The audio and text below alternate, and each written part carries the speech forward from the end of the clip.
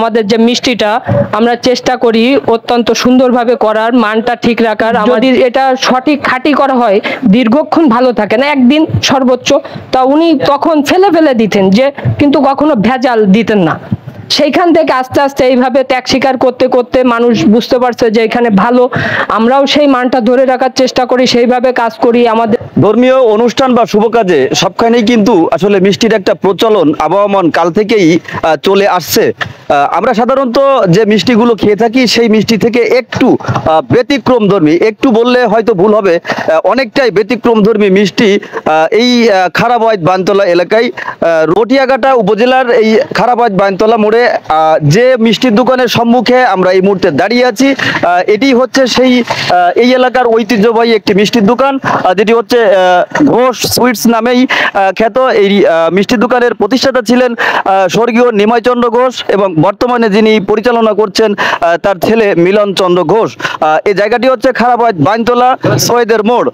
আপনারা যে কোনো জায়গা থেকে রূপসা হয়ে জাবুসার মোড় হয়ে এদিকে আসতে পারবেন, অথবা ফকিরহাটের ওই পার দিয়ে যদি আসেন তাহলে কাটাখালী মোড় হয়ে এখানে আসতে পারবেন। এখানে আমরা দেখছি যে আসলে হরেক রকম মিষ্টির একটা সমাহার। সাধারণভাবে সব দোকানেই কিন্তু এ ধরনের মিষ্টি থাকে, কিন্তু এই জায়গার মিষ্টির স্বাদের যে স্পেশালিটিটা এইটা একটু ব্যতিক্রমধর্মী। এই বাইনতলার এই যে ঘোষডিয়ারির সবচেয়ে যে মিষ্টিটা সেটা হচ্ছে রসগোল্লা, যেটা কিন্তু অলরেডি সবার মনে একটি জায়গা করে নিয়েছে, সেটি হচ্ছে রসগোল্লা। এবং অন্যান্য মিষ্টির মান আমরা বিভিন্ন সময় খেয়েছি, কিন্তু একদম খারাপ না। আমরা অন্যান্য জায়গায় যে মিষ্টি খেয়ে থাকি তার থেকে অনেকটাই ব্যতিক্রম। এবং প্রতিনিয়ত কিন্তু এই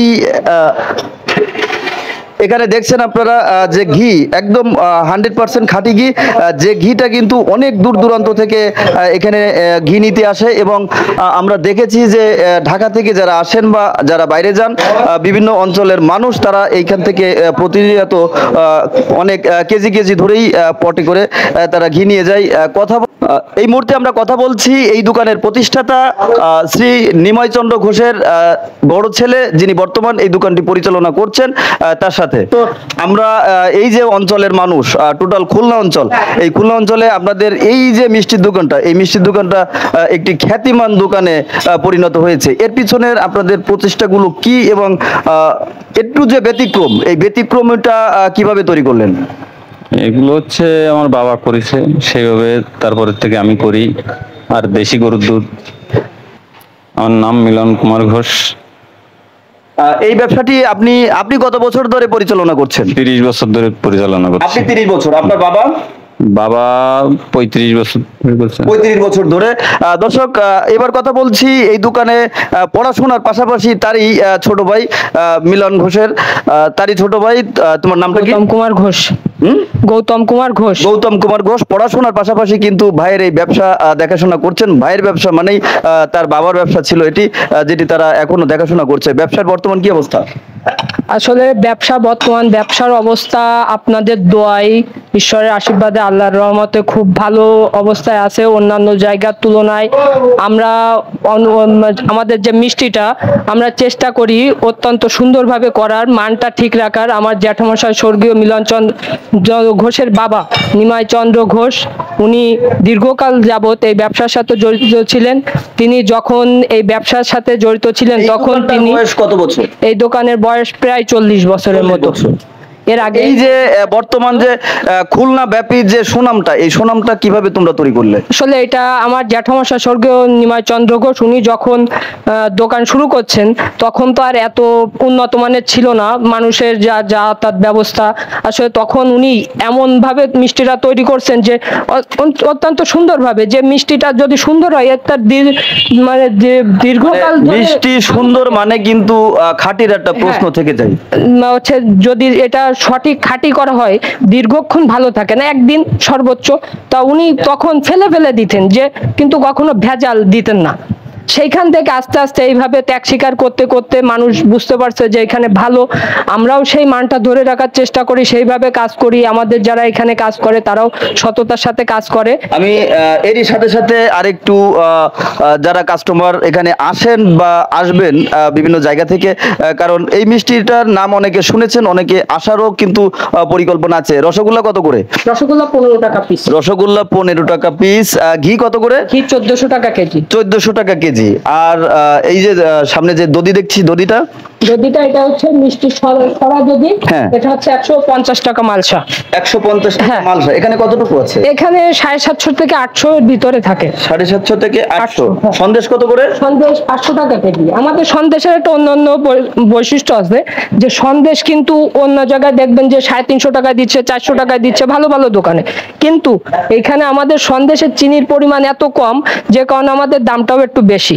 যে চিনি 1 কেজি চিনির দাম 135 টাকা, 140 টাকা, কিন্তু অনেক ক্ষেত্রে হয় কি যে এই 4 কেজি সন্দেশে 1 কেজি চিনি বেশি দিয়ে দিলাম, আমি 140 টাকার জিনিস 400 টাকা বিক্রি করতেছি, তাহলে আমার তো 50 টাকা কম নিতে কোনো সমস্যা নেই।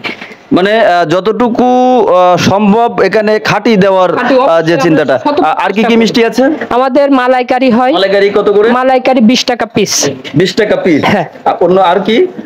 সন্দেশ আছে, দধি আছে, টক মিষ্টি দধি আছে।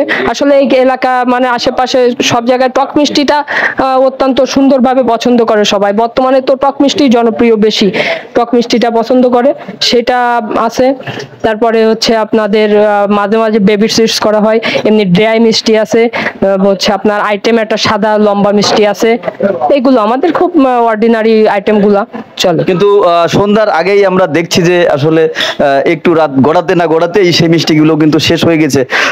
তার মানে এটা কিন্তু প্রতিদিনকার ব্যাপারই যে মিষ্টি এখানে কিন্তু শেষ হয়ে যায় এবং একটা সংকট বেঁধে যায়। আজকে আমরা এখানে এসেছি কিন্তু সেই ফকিরহাট থেকে। আমাদের সাথে রয়েছে মুরাদ, সাথে রয়েছে আমাদের মাহফুজ ভাই। মাহফুজ ভাই, মিষ্টি তো খেলেন, আরো কিছু মিষ্টি নিয়ে বসে আছেন, মিষ্টি কেমন লাগছে? খুবই ভালো লাগছে। সুদূর বাগেরহাট থেকে এসেছি মিষ্টি খাওয়ার জন্য। গত একবার এসেছিলাম আরো 2 বছর আগে, আবার আসলাম। এখানের সন্দেশ, রসগোল্লা এবং ঘিটা খুব সুস্বাদু। অনেক দূর দূরান্ত থেকে মানুষ এখানে আসে নিতে। মানে যেহেতু আপনি আগে থেকে জানেন। জি জি, তো আমি রিভিউ দিচ্ছি এরকম যে খুবই ভালো। আপনারা সবাই আসবেন, দূর দূরান্ত থেকে আসে, ভালো এই জন্যই আসে। আমিও পুনরায় আসবো, আপনারাও আবার আসবেন ইনশাল্লাহ। দর্শক, যাকে অনুপ্রাণিত করে এই পর্যন্ত আমার নিয়ে আসতে হলো সেই মানুষটি হচ্ছে আমাদের মুরাদ ছোট ভাই। ও কিন্তু আসলে এখানে আসার আগে বিশ্বাসই করছিল না যে এত সুন্দর মিষ্টি এখানে পাওয়া যায়। ও যেটা চিন্তা করেছিল যে অ্যাজ ইউজুয়াল সব জায়গায় যেমনটি পাওয়া যায় এখানেও হয়তো তেমন। মুরাদ তো মিষ্টি খেয়েছে, কেমন হয়েছে? হ্যাঁ, খুবই ভালো। আমি ফকিরহাট থেকে আসছি। এখানের সবকিছুই মোটামুটি মানসম্মত এবং খুবই সুস্বাদু। আমি এই প্রথমই আসলাম। আমি আশা করব আপনারাও এসে দেখেন, যাচাই বাছাই করেন, অবশ্যই আপনাদেরও ভালো লাগবে। ধন্যবাদ। দর্শক, এখানে রয়েছে কিন্তু বিভিন্ন অঞ্চলের। ভাইয়া কোথায় বাসা? বাসা কাটাখালী। কাটাখালী। আমরাও কিন্তু একটু আগে কাটাখালী ছিলাম, রফিকুলের হালিম খাচ্ছিলাম, সেখান থেকেই হালিম খাওয়ার পর এখানে আসলাম। আগে কি কখনো আসা হয়েছে এখানে? মিষ্টি আমরা খাচ্ছেন এখানে? প্রায় আসি এখানে হ্যাঁ। প্রায় আসার তো একটা কারণ আছে, কেন? মিষ্টিটা ভালো, এই জন্য মিষ্টিটা ভালো, মানে স্পেশাল কিছু পেতে কিন্তু আসলে মানুষ যত দূরেই হোক না কেন সেখানে মানুষ চলে যায়। এখানটারও ঠিক আসলে তেমনই অবস্থা। এই খারাবাইত বাইনতলার শহীদের মোড়ের এই ঘোষডিয়ারি থেকে আমি বিদায় নিচ্ছি। Roni Hasan, Bagerhat smart vision.